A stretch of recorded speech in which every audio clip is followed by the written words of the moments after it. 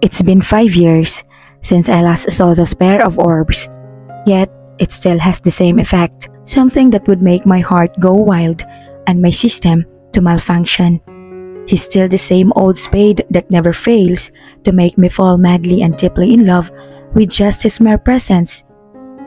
"Let's go," he coldly said as he cut the stares he's giving me.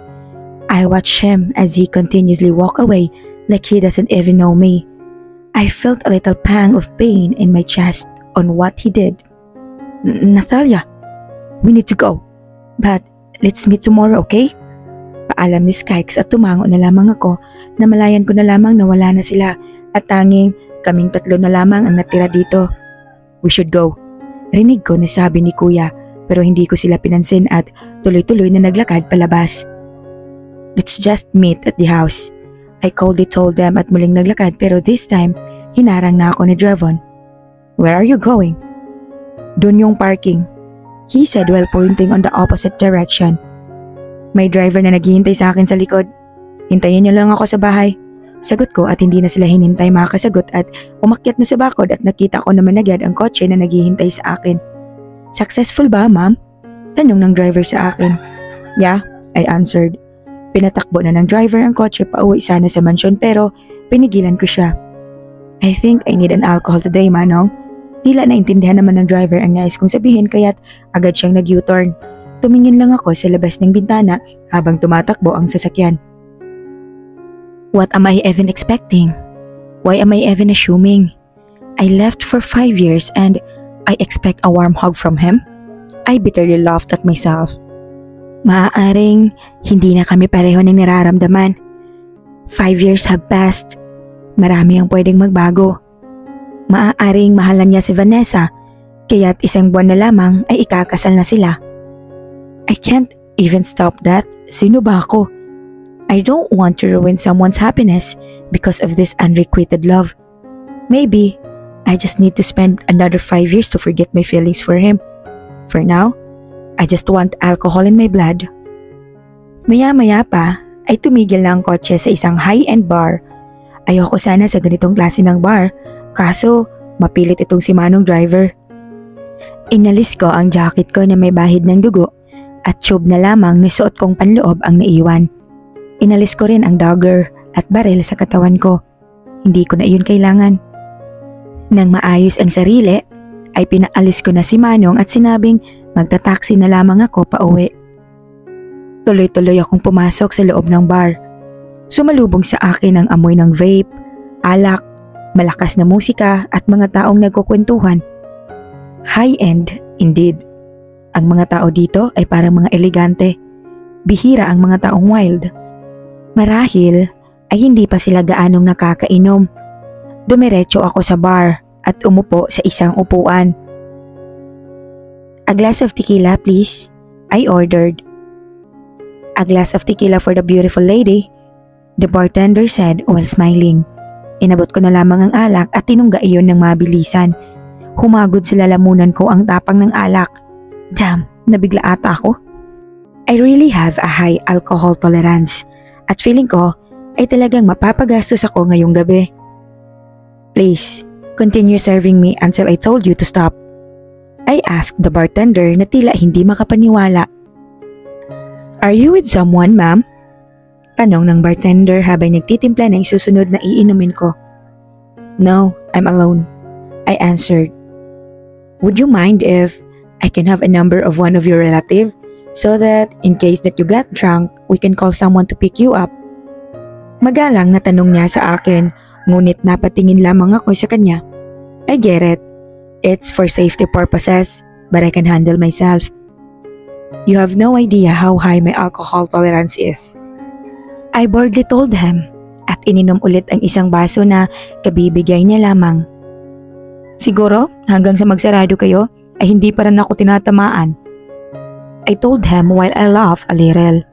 Okay, that was just a joke. Hindi naman ganun kataas ang alcohol tolerance ko, but I believe aabutin ako rito ng umaga. Tumango na lamang ang waiter at pinagpatuloy ang pagsiserve ng drinks sa akin. Tinikman ko rin ang ibang drinks na siniserve nila dahil curious ako kung gaano ka high-end ang bar na ito. At wala akong masabi Masarap nga sila magtimpla ng alak. Ano yung may pinakamataas na alcohol content dyan? Tanong ko sa bartender habang tinitignan ang pagpapaikot niya ng mga bote. You can try this, Bacardi 151 rum. Masyadong mataas ang alcohol content niyan, ma'am. Baka hindi nyo kayanin. Sabi niya habang pinapakita ang isang baso na sinasabi niyang Bacardi. Yeah, I want to taste that. I said at inabot ang baso sa kanya na agad naman niyang binigay. Tinikman ko ito at halos hindi naman matikman ang alak. Eto na yun? Inis na tanong ko sa kanya dahil hindi naman pala iyon ganun katapang. Umorder pa ako ng 5 ganon dahil kahit hindi ito matapang ay masarap naman ito.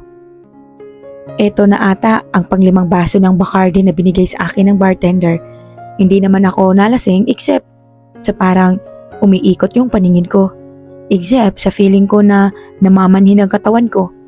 Except sa feeling kong kakilala ko ang lahat ng nandito. At except sa feeling kong nabubulol ako. Maybe dahil pagod lang ako. Hey, pahingi pang isa. I shouted at the bartender. Ma'am, nakakarami na po kayo. Sabi ng bartender habang mukhang nag-aalala siya. Diba, sabi ko sa'yo, mataas ang alcohol tolerance ko. Inis na sabi ko sa kanya at tumayo sa upuan. Muntik pa akong matumba, ngunit naramdaman ko ang mga bisig na nakaalalay sa akin. Agad akong tumayo at tinignan siya pero umiikot talaga ang paningin ko. Guwapo. Wala sa sarili na sabi ko sa kaharap ko. Tila nababaliw na ata ako at hindi ko makontrol ang boses na lumalabas sa bibig ko. Natalia, is that you? Napatingin ako sa lalaki na kaharap ko ngayon. He seems so familiar to me. Pero hindi ko talaga siya makilala dahil umiikot ang paningin ko. Natalia? Is this me? Pagbabalik ko ng tanong sa kanya. Are you drunk? Tanong niya ulit. Am I drunk? Pagbabalik kong tanong sa kanya, he looked so frustrated dahil napasabunot siya sa buhok niya. Maya-maya ay naramdaman ko na hinahatak niya ako kung saan. Damn, gusto ko pa naman sanang magsayaw. Hoy, sino ka ba? I want to dance. Sigaw ko sa kanya habang hinahatak niya ako. Minsan ay may nababangga ako at natatapilok dahil tila nawawala ng balanse sa katawan ko. Maya-maya ay tumigil kami sa tapat ng isang lamesa. Ngunit napapatingin pa rin ako sa likod dahil gusto ko talaga sa dance floor. Uy, balik tayo doon, dali na. Yaya ko sa lalaking nanghatak sa akin. Look who I found. Sabi ng lalaki at hinatak ako paupo sa tabi niya. Nagkaroon naman ako ng chance na makita ang mukha niya dahil sa liwanag na dumaan sa mukha niya. Napatakip ako ng bibig sa nakita ko. Andre? Sigaw ko sa kanya. Napatingin naman ako sa katabi niya. Hero? Napatingin naman ako sa katabi ni Hero. Spade? I coldly said at inirapan siya kaya't napatingin naman silang dalawa sa kanya. Natalia? Nakauwi ka na? Nagtatakang tanong ni Hero. Hindi pa. Nasa Canada pa ako. Pamimilosupo ko. Tila nawala na ako ng mood para magsayaw dahil sa nakita ko. Damn, I missed you! Sabi ni Andre at agad akong hinatak upang yakapin. Napangiti ako at niyakap rin siya. Lumakas ang tunog ng musika at tila tinatawag talaga ako nito upang magsayaw. Napatingin ako sa gawi ng isang malamig na tao at nakikititig lang ito sa akin. I just rolled my eyes on him. I want to ignore him forever. Uy, Andre, sayo tayo! Yaya ako sa kanya habang tinutusok-tusok siya sa tagiliran na iniiwasan niya dahil parang nakikiliti siya. You're drunk, Natalia. Magpahinga ka na at ihahatid na kita pauwi. Sabi niya kaya napairap ako sa kanya. I went her to get wasted and celebrate so kung pipigilan mo ko, goodbye. Inis na sabi ko at tumayo sa kinauupuan ko. Muntik pa akong matumba. Mabuti na lamang ay agad akong napakapit. Hinatak naman ako agad ni Andre. Okay, hindi na kita pipigilan. Pero dito na lang tayo, wag na sa dance floor. Mahinahong sabi niya kaya tumango ako. Alam nyo ba na miss ko kayo? Teka, Bakit parang kulang kayo? Nasaan si Kenji? Sigaw ko at kinuha ang baso na may alak at tinungga iyon. Aagawin pa sana iyon ni Andre pero naubos ko na iyon. Nasa bibig ko pa ang baso nang ma-realize kong sinabi ko. Tila natahimik silang tatlo at nagkatinginan kami isa-isa sa mata. Pabagsak kong nilapag ang baso at agad na tumayo. Sabi ko sa inyo, sasayaw na lang ako eh. Sabi ko at agad na tumalikod sa kanila habang pinipigilan ang sariling luha. Why am I so stupid? Tama, lasing na ako. I need to go home. Hindi ko na naramdaman na may nakasunod sa akin. Mabuti yun. Pasuray-suray ako maglakad at tila umiikot ang paligid ko. Lumilindol ba? Damn. Miss, wala ka bang kasama? Naramdaman ko ang paghawak sa balakang ko ng isang taong hindi ko kilala. Meron. Di mo ba nakita? Sagot ko sa kanya at inalis ang pagkakahawak niya sa akin. Hindi eh. Gusto mo ako na lang sasama sa'yo? Tanong niya at tila mas lalo pang bumaba ang kamay niya. Lasing ako pero hindi naman ako tanga. Aamba na sana ako na suntukin ang mukha niya pero nakita ko siyang nakaupo na sa sahig. Fuck off. Sabi ng isang malamig na tinig at namalayan ko na lang ang sarili na hinahatak na naman ng isang lalaki. Sa kabilang banda, namalayan ko na lang ang sarili ko na nasa loob ng isang kotse. Pamilyar ang amoy at loob ng sasakyan kaya't napatingin ako sa driver. Spade? Sigaw ko nang mapagtanto kung sino siya. Agad akong napahawak sa pintuan ng sasakyan at pilit iyong binubuksan ngunit nakalak ito. Stay on your fucking seat and I will drive you home. Ramdam ko ang galit sa boses niya at mahigpit ang hawak niya sa manibela na para bang gigil na gigil siya. Sa bahay mo na lang ako ihatid. Sabi ko, naisipan na lamang pumikit. Mabuti na lamang ay nasa akin pa ang susi ng bahay namin. Hindi ko yun binenta dahil maraming alaala ang naiwan doon. Siguro ay kailangan ko ng manirahan ulit doon dahil nahihiya na rin ako kay Dravon. Tahimik lang kami buong biyahe. Ramdam ko ang malamig na atmosperang bumabalot sa amin kaya't nakakapikit na lamang ako. Tila napakabilis ng biyahe dahil nandito na agad kami. Nauna na akong bumaba kay Spade dahil alam kong inihatid lang naman niya ako. Binuksan ko ang bahay at dumiretso sa kwarto. Mukhang nalinis naman ito dahil may caretaker naman na pinapapunta rito si kuya. Sasalampak na sana ako sa kama nang maramdaman ko na may kasama ako sa kwarto. Tumingin ako rito at nakita si Spade na nakaupo sa patungan ng TV. You can go home now. Matutulog na ako. Sabi ko habang inaalis ang sapatos ko. But he remained staring at me coldly. Malakas ang tibok ng puso ko sa presensya pa lamang niya. Ayoko na malapit siya sa akin. Natatakot ako na marinig niya ang malakas at hindi nagbabagong tunog ng puso ko para sa kanya. Spade. I called him dahil tila hindi siya nagsasawa na tumitig sa akin. Balak ba niya akong patayin sa titig niya? You're really home, he said dahilan para mapakunot ang noo ko. Ngayon niya lang na-realize. Kanina pa kami magkasama. Duh. Tumayo ako sa kama at naglakad papunta sa bintana nang bigla niya akong hatakin. Agad akong napahawak sa dibdib niya habang labis na magkadikit ang aming katawan. He's still staring at me and I can't help but to stare back. His eyes are drowning me. I can also feel his warm, minty breath that makes me want to get closer. Mahigpit ang pagkakahawak niya sa aking bewang at sa aking isang kamay. Napatingin ako sa kanyang muka at kita ko na mas nag-mature na ang kanyang itsura. Tila mas lalo pa siyang naging gwapo sa paningin ko. Si Spade. I called his name once again because I felt suffocated. Not because of how tight he's holding me, but because of my heart beating uncontrollably. Damn, stop calling my name. He answered at tila mas lalo pa niyang nilapit ang sarili niya sa akin. Spade. Napatigil ako sa pagsasalita nang maramdaman ko ang kanyang labi sa labi ko. Tila nagwawala ang aking puso. Parang nauubusan ako ng hininga sa ginawa ni Spade. Ginalaw niya ang kanyang labi at ang kamay niya na mahigpit na nakahawak sa kamay ko ay inilipat niya sa aking batok. Tumaas ang aking balahibo sa init ng kanyang kamay na dumampi sa aking batok. I closed my eyes and answered his kisses. This is bad. I know that. Siguro ay dala ng matinding tama ng alak kaya wala sa sariling tinutugon ko ang bawat halik niya. Nalalasahan ko rin ang alak sa kanyang labi na siyang mas lalong nakakapagpabaliw sa aking sistema. His kisses went deeper at tila nadadala ako sa mga halik na binibigay niya. Kusang gumalaw ang aking mga kamay papunta sa kanyang likod at niyakap siya ng mahigpit. He pushed me gently towards the bed while trying not to break our kisses. I just found myself lying on the bed while he's on top of me.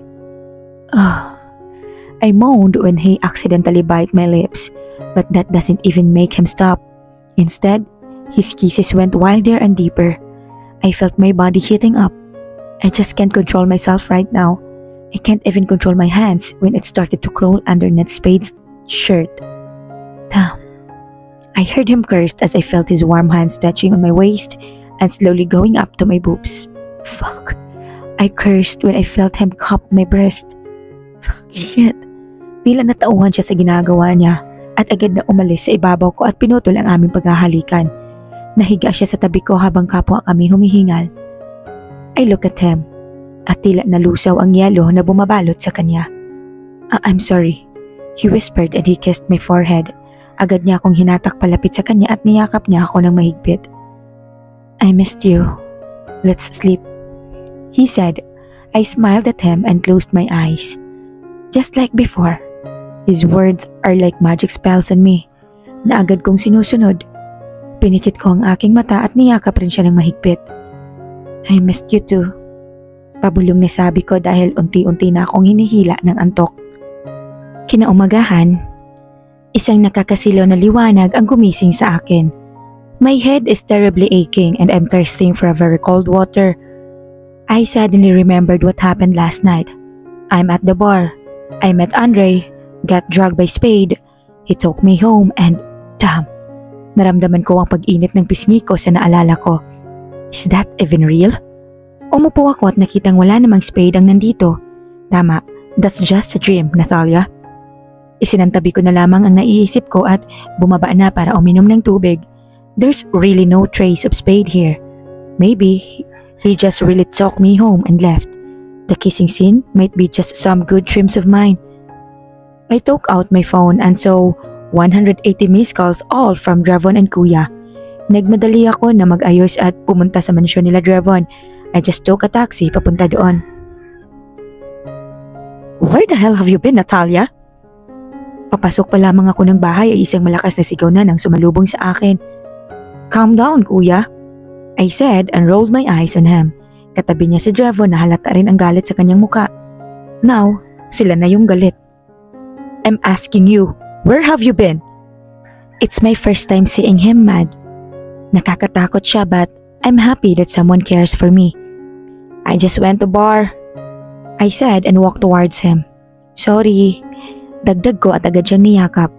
I smiled when he hugged me back. You're making us worry, Natalia.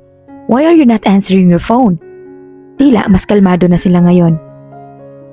I'm drunk, I answered at tumingin din kay Dravon.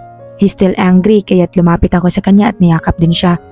Sorry na din, I said and smiled at him. You're drunk? So where did you sleep? Dravon asked me. Sa bahay, I answered him. And how the hell did you get home when you're drunk? Tanong ni Kuya. Oh, I met Andre and Hero there, I answered happily. Really? So, they take you home? Nawala ang ngiti sa labi ko at hindi ko alam ang isasagot sa kanila. They don't want me to go near nights anymore. They didn't. I tried avoiding their stares but that makes them wonder even more. Tila mas naging curious sila sa ginagawa ko. So, who take you home? Kunot noon na tanong ni Kuya na tila naipipigil ng galit. Iniwas ko ang aking mata dahil tila kinikilatis niya ang aking pagkatao. I'm hungry. Di pa ako nag-aalmusal. Pag-iiba ko ng usapan. Answer me, Natalia. Nagulat ako sa kanyang pagsigaw. I sighed deeply and looked at him. Si Spade? I nervously answered. What? Hindi makapaniwalang sagot ni Kuya. This time, he's really angry. But Dravon just tapped his shoulder. Let's talk, Dravon calmly said and went upstairs. I saw how furious my brother is. and so is Drevon. But Drev is good in controlling his emotion. Pumasok kami sa kwarto ko at dumiretso siya sa veranda. While I stayed inside my room, tila lumanghap lang siya ng sariwang hangin at bumalik rin siya sa kinatatayuan ko. All I can see is rage and madness in his eyes. I don't know, but this make my heart race. You shouldn't get involved with Night Mafia anymore. He started. I can see how he's trying his best to control himself. His jaw and hands are clenching. He just took me home, Drev. I explained. Did he just really talk me home? I somehow doubted my answers too. You went to the club and risked your life again. I told you to forget everything. I told you to forget being a raper. I told you to forget everything about Night Mafia. This time, I think he just can't control his emotion anymore. He's raising his voice at me. Should I let you die instead? That was obviously a dead end for you, guys. I get it. They're worried about me, but isn't it their fault? They're being careless. And is that why you didn't go with us? Because you would go with Spade? He concluded. Nararamdaman ko ang pag-init ng ulo ko sa mga sinasabi niya. We met in the bar and it's a coincidence, Trev. I shouted back. Stop messing with Spade, Natalia. He's getting married, so stop being lunatic. You didn't stay in Canada for 5 years just to be shaken again by the Knights, who did nothing but to hurt you. He's getting married to the family that killed your parents and Kenji, but he did nothing to oppose his father. I couldn't even utter a single word. His words are like daggers that hit me directly to the heart. He's right. Everything he said was right.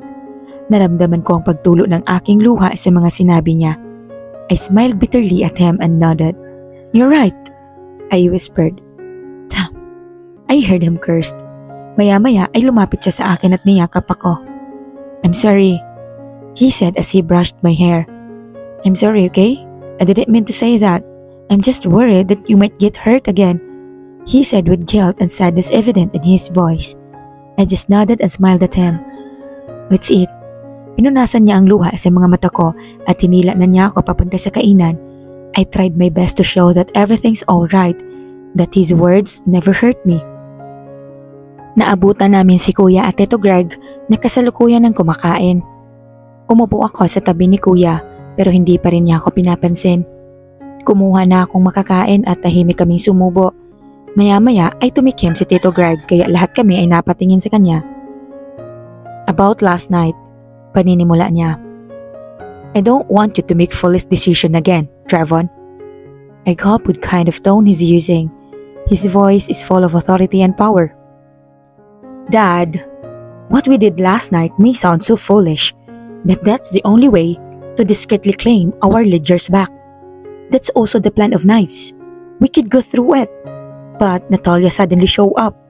He said, You are in the dead end yesterday. Pagsabat ko sa usapan nila.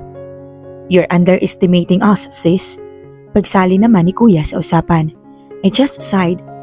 Maybe they really could get through that situation. I won't interfere on how you handle our business, son. I just want you to be extra careful next time. Drevon just nodded and continued eating. By the way, the Knights is inviting us for a dinner. I bet they already knew you already went back after a long vacation in Canada. Nagkatinginan kami ni Drevon sa sinabi ng ama niya. I didn't went there for a vacation. I went there for business. Drevon corrected his dad, but his dad just laughed and looked at me. Yes, business. Sabi niya habang nakakatingin sa akin na tila may ibang gustong ipakahulugan. Why don't you go there and let Natalia come with you? His dad suggested. Napatigil si Drevon sa kanyang pagkain at ibinaba ang kutsara at tinidor na hawak niya. He wiped his mouth and drank. I'm busy, Dad. We're not going. Drevon is looking at me while saying those words. If you're worrying about Natalia, don't worry. That issue is long been settled. In fact, Maximo wants to see her. Napahigpit ang hawak ko sa mga kubyertos na nasa kamay ko.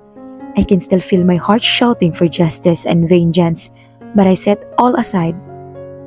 For 5 years, I may have let go for everything, but you can take away the anger, pain, and betrayal that I've felt. As much as I want to kill them, I won't.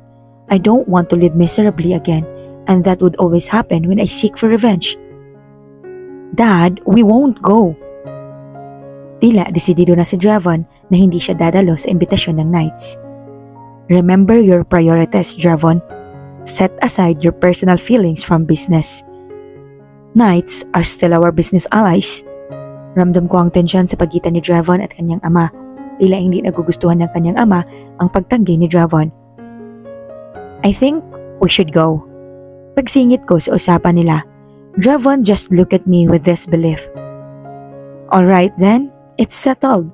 Sagot ng kanyang ama na tumayo na at umalis sa pagkainan. I sighed deeply. I really don't want to involve myself again with Night Mafia.